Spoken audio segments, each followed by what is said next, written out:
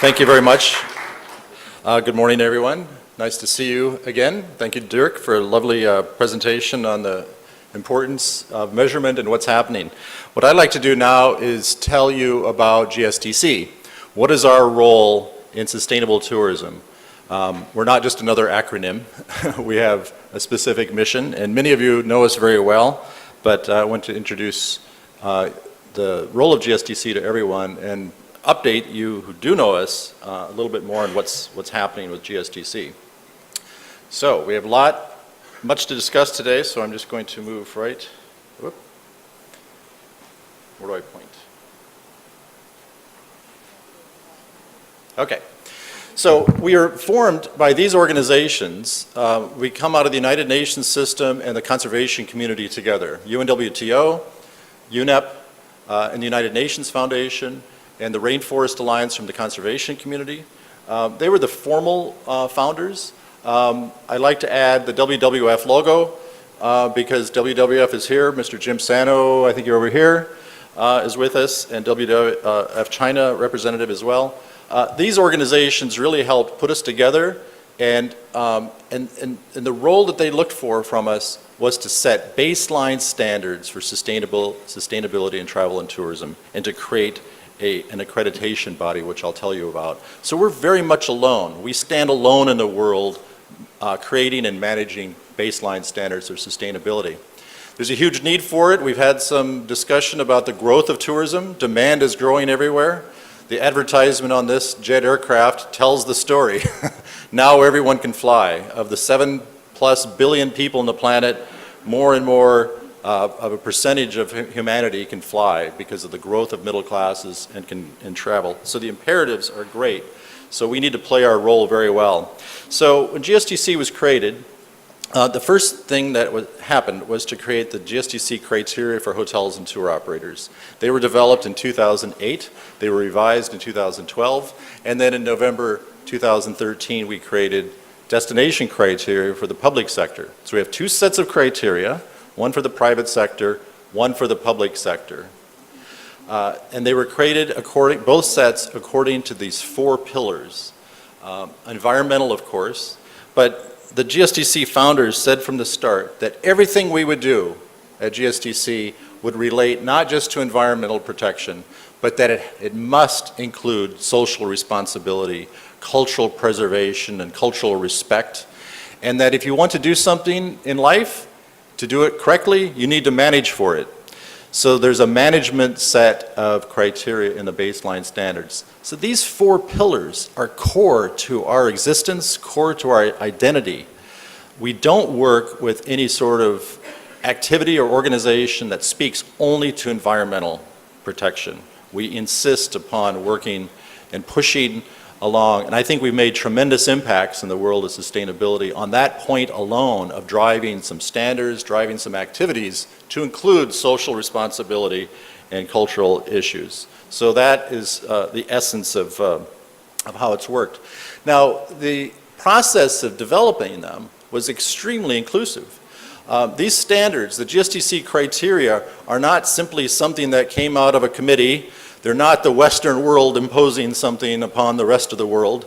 These were created according to the international guidelines of this organization, the ISEAL Alliance, which has created a standard-setting code that is used in all sectors, all industries, for baseline standards. So we followed that process.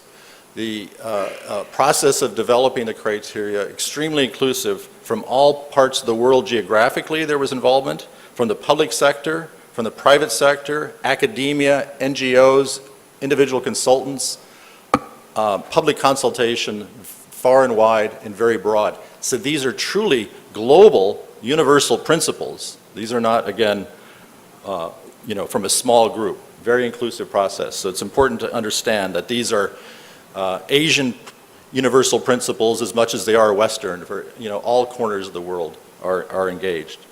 The idea is that they're universal principles that can then be applied to local context. In practice, this is a taste of what they look like. They're divided into the 4 sections of criteria according to those 4 pillars. And everything that we do, we tend to work with this concept that you can see in sections B, C, and D, that the goal is to maximize benefits, the good elements, the positive elements of tourism, and to minimize the harmful and negative effects of tourism. So the criteria are written in that manner of doing more good and doing less harm is the structure. And just to give you a sample of what criteria look like, and by the way, these are standards. We use the word criteria to distinguish our global baseline standards from all others, but the word criteria and the word standards are really the same thing. GSTC's founders decided to give it a different name from standards, but that's what they are, is global baseline standards. Now, we have them in many languages, and you can go to our website, and I encourage you all to get to know them, become familiar with the GSTC criteria. They're written in that global process in English, and then we translate them into many languages. So we have them in Korean, we have them in Chinese, Japanese, Thai, many, many languages throughout the world. And they're in the public domain, they're free of charge, they're our gift to the world to be out there to be used as a tool. Here's the website page that you can see the different flags, so you can go ahead and download them. And I think it's very wise to look at them in both your native language and in English, since English, of course, is the international language of trade, and learn the terminology in both ways. What are the values of standards? Well, typically people think of standards purely for certification, and of course they are the basis of certification. But they're really much more. We've heard comments that sustainability is a journey, that it's a process. And you cannot get certified for anything in life and show that level of excellence until you've reached a certain level of quality of process, correct? So I urge you to think of standards and the GSTC criteria, not just for the end point of certification, of reaching this high level, but at the starting point in your journey to sustainability. You can use them for training, education, awareness. So many of our issues in life on sustainability could just be addressed by just raising awareness for people how to behave better. They can be used for legal and regulatory codes, for measurement and evaluation, as Dr. Glaser has emphasized, and for market access clarity. The latter point is an extremely important one to us, and we built that into the conference, which I'll say a little bit more about later.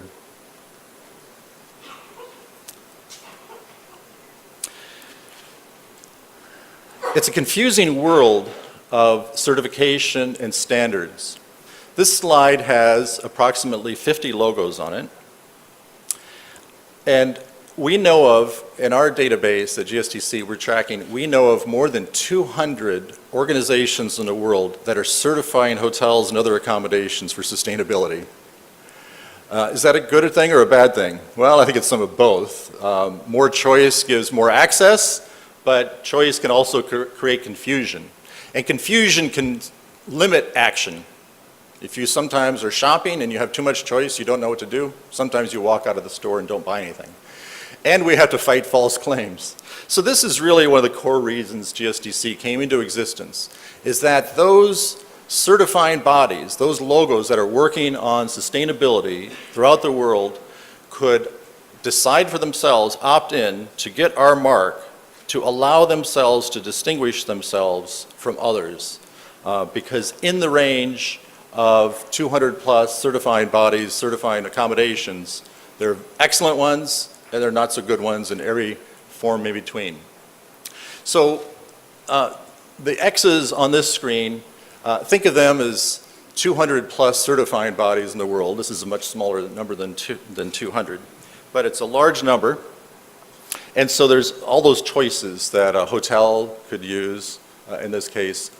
We'll talk about certification of tour operators and destinations as well, but at the moment focus on hotels where there's so many. So what is a hotel to do? How do they choose? Well, in other sectors, could I get water, please? Could someone help me with water? Water? We'll just say, oh.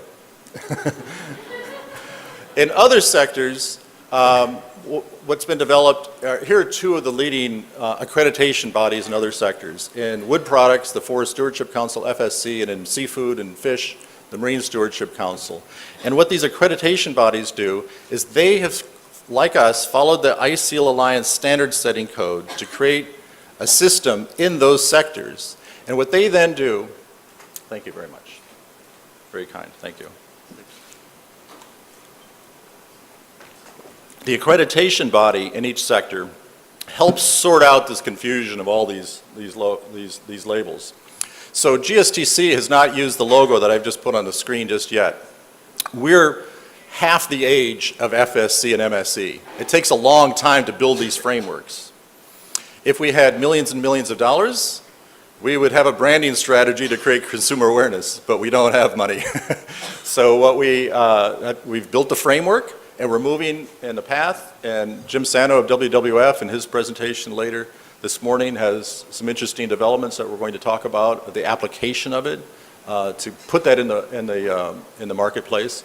So what we've done so far in that role as the accreditation body is that these three brands have achieved our higher mark.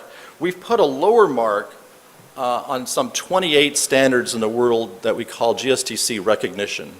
GSTC recognition mark means that a standard has come to us, one of those logos, voluntarily, and they asked us to look at the standards they use, and we put on a mark to show that those standards comply to the GSTC criteria. So they include within them the GSTC criteria. It doesn't look at process.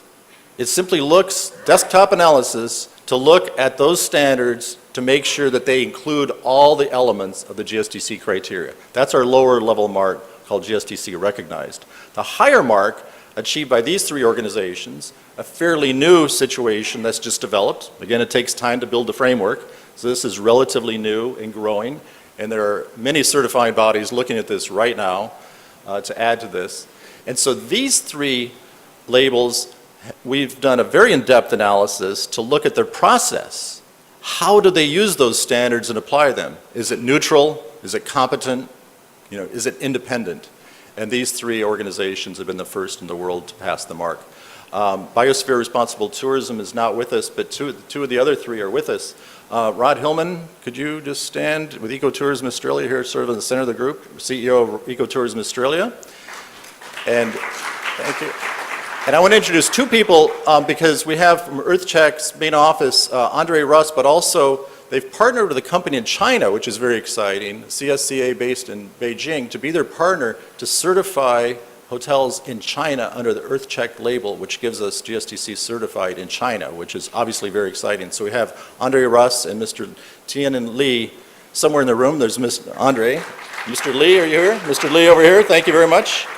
So these are organizations that are the gold standard. There are many other fine certifying bodies, but this is the framework we developed to prove to the world separating the good from the bad. So in those other sectors, they've reached a level of maturity of consumer awareness. The Rainforest Alliance has massive consumer awareness now in the UK and the United States and growing elsewhere in the world on their fair trade coffee and chocolate. I showed you the other accreditation bodies in the previous slide of FSC. They put a logo on wood that is sustainably produced. And they are more and more throughout the world applying these in retail stores so that the consumer has a choice. They can pay a little bit more for wood that is sustainably produced and harvested than they would for wood that does not have that FSC logo. These are actually in newspaper ads now. We see television advertisements showing the FSC logo. On Jeju Island recently, in the men's restroom, I saw a paper towel dispenser with the FSC logo on it for the papers and the wood products. So it's got global penetration. All of this is growing in all sectors. And slowly, there's consumer awareness that develops. None of that happens quickly. Again, it would take huge amounts of money to get very quick development of consumer awareness. But this is the framework that we use. Everything in this process, can I go back? At all of these levels, I want to emphasize, involves continuous improvement. I have on the slide 3 levels, right? I've got the certifying bodies on the bottom, the accreditation body in the center, and the ISEAL Alliance set of standards code on the top. But at the bottom, we're missing something, the certificate holders, the hotels, tour operators, destinations that hold the certificate. The entire process is based on this concept that Dirk Glaser has talked about and Luigi Caprini has talked about, continuous improvement. That is absolutely essential for the entire process. Continuous improvement is built in. Over time, certificates must be renewed. Over time, standards will become more rigorous. And the whole process just needs to move up and up and up over time. We're continually divided, however. How rigorous do you make it? We need to get the world to enter into the framework. So this is a philosophical battle we face constantly. It can't be so rigorous that organizations cannot enter the system, but it needs to be rigorous enough that it means something. These are very, very difficult decisions to make. We're very active in Asia at GSTC. On the lower right, you can see that last year we signed an agreement with the Minister of Tourism of Indonesia. They're working on destination standards. And to just emphasize that point of how the recognition mark works, and just even for the certificate we gave this morning. In the case of the Indonesian National Ministry of Tourism, they developed standards for destinations within their country. Our friend Masaru Takayama is here with the Japan Eco Lodge Association. They have our mark that their Eco Lodge Association standard has our recognition. It works for ecotourism societies. It works for national governments. What the city of Suwon has just done, that we presented the certificate, is that the city of Suwon created, following GSTC criteria, standards for cities in Korea. Not just for Suwon, but to use in cities throughout Korea. So it's sort of the city of Suwon's gift to Korea, that cities can now use that as a set of guidelines. So it's based on the GSTC criteria, but it has that Korean context. And then the process is you start with the GSTC criteria with universal principles. You create standards that are localized to your country, to your city, or specialized to ecotourism or your subsector. Then when you create those, then you come to us and ask us to put a mark to say, yes, they do adhere to the GSTC global standards. That's the certificate we gave to the mayor of Suwon this morning, that the standards they created for cities in Korea adhere to our standards. So they've done that in Indonesia at the national level with destination standards. We're very active with DASTA, the Designated Areas for Sustainable Tourism Administration. We've got 4 people. Kun Pornpal, there you are, Sawadi Kap in the back of the room. They're working very hard on policy development throughout all of Thailand, travel and tourism, and looking at new ways to apply standards and really integrating them into travel and tourism development and policy. In China, our relationship has really been largely with Mount Huangshan, Mr. Huang Linmu, in the towards the center. He's second from the right. Is the director, and he's on our board of directors.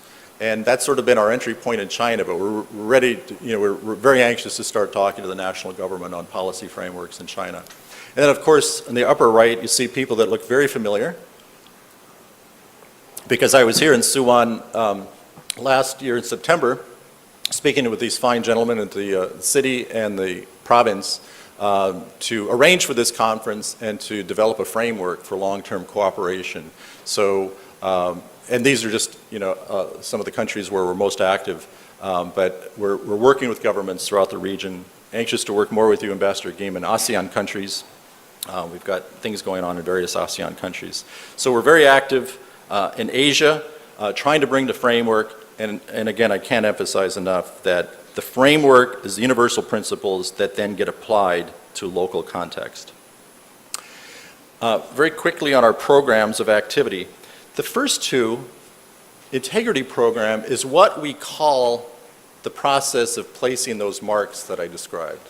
The recognized mark for the adherence that I talked about is one part of the integrity program.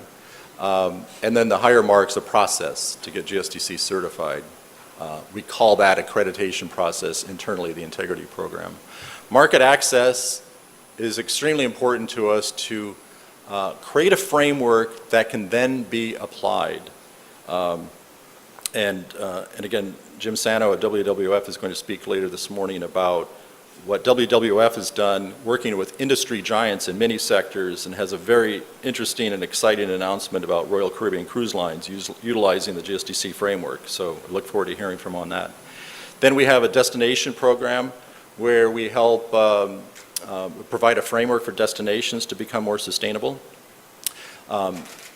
Very briefly on that, I won't go into the detail, but this diagram just shows the journey that certification might be an endpoint for some destinations, but to get there, first of all, leadership needs to understand the concepts of sustainability, and then more stakeholders need to learn the concepts. So it requires training.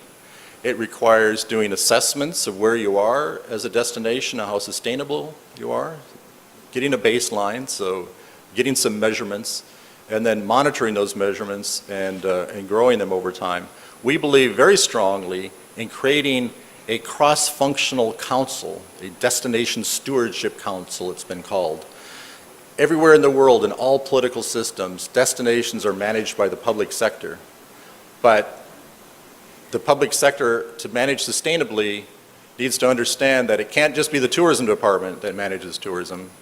They have to engage with transport, they have to engage with human resources development, they have to engage with the finance people, looking at infrastructure. So they need a cross-agency view of management, and they need to engage with the private sector. And that can be a challenge, but that's something that needs to happen more and more. And that's part of our management criteria, is that there's an effective management structure in place that is cross-functional and across the lines of public-private sector. Then the fourth program we have is our Sustainable Tourism Training Program to help raise awareness. And we're developing a global army of expert trainers. 11 of them are in the room with us today. And we're developing partnerships in various places in the world. Again, I mentioned DASTA. They are our partner in the Thai language in Thailand. And we've just signed an agreement in China, and we have relationships in Japan and many countries. And we're developing a team of trainers to train on sustainable tourism concepts using the GSTC criteria, because we want all stakeholders to understand these concepts. Because again, one of the first points I made is that a first step is awareness.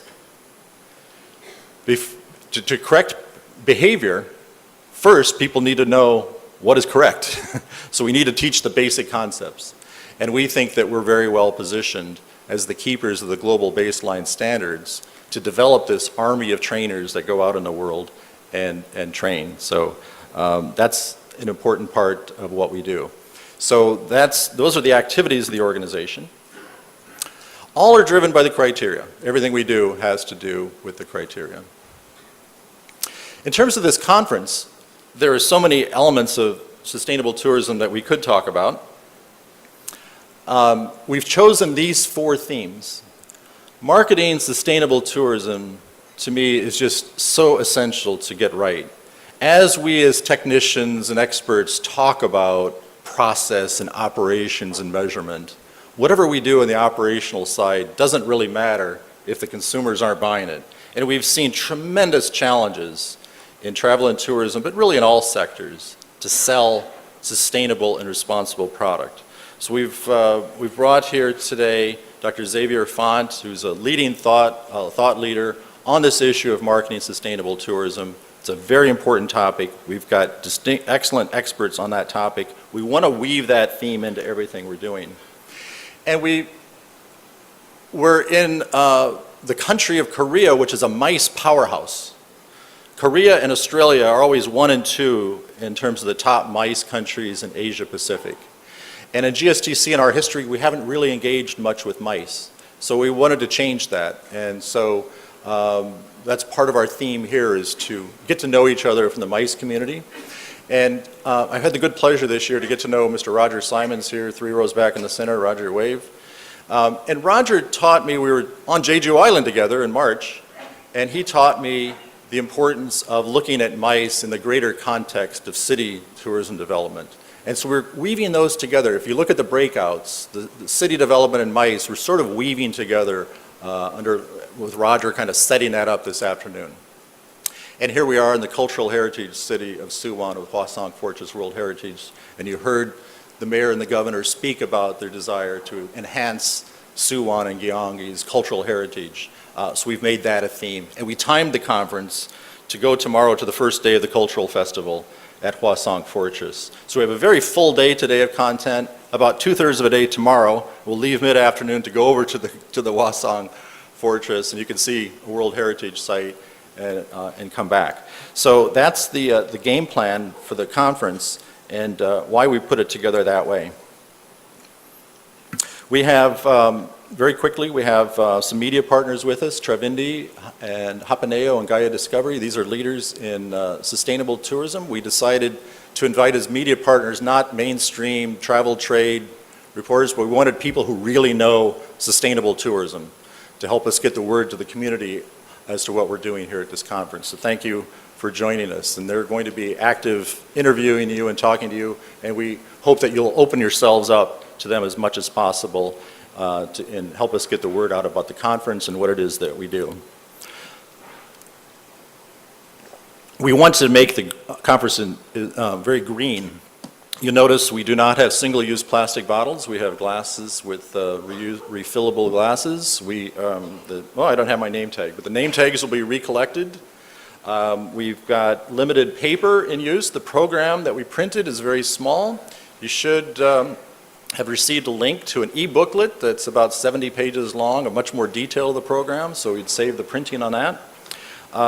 We've spoken to the Novotel about trying to reduce, minimize food waste as much as possible.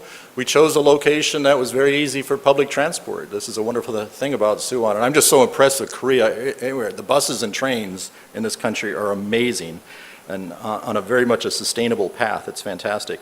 So we've made an effort in this conference, and I'm very pleased to announce that this company based in Greece, Green Evolution, CEO Yannis, you're right here. Yannis, please stand up. Dr. Yannis Pappas, he stood up last evening as one of our board members. His company is sponsoring carbon offsets for the entire conference. So we're making a calculation of everything that happens here in the building for this conference, and then everything that we have in control in terms of some of the flights, the sponsored speakers and so forth, that Green Evolution is kind enough to offset. And if you don't know what carbon offsets are, I invite you to ask Mr. Google to learn about it. I won't take the time to explain. And other thanks in terms of general GSTC sponsors. Jane Ashton is here in the second row from TUI Group. Thank you, Jane, for your ongoing support at TUI as an ongoing sponsor of GSTC. IHG Hotels is not with us. They're sponsored UNWTO. Thank you, Dirk, for your continued support. And we've seen it on the banner, all the conference hosts, organizers, and sponsors, so I wanted to acknowledge all here in the one slide. So thank you very much for joining us. We have put together, I think, a remarkable set of speakers. This is the kind of conference where every speaker, every panelist is a true expert, and I'm also pleased to say that participants that we've seen register are experts. So I think we have a tremendous opportunity for very meaningful exchange and learning. And so our goal here is just take it all up a level, because we've got the right people, we have the right knowledge. So thank you all very much for coming to join us. And I look forward to interacting with you today, tomorrow, and for years to come in our mutual journey to sustainability. Thank you very much.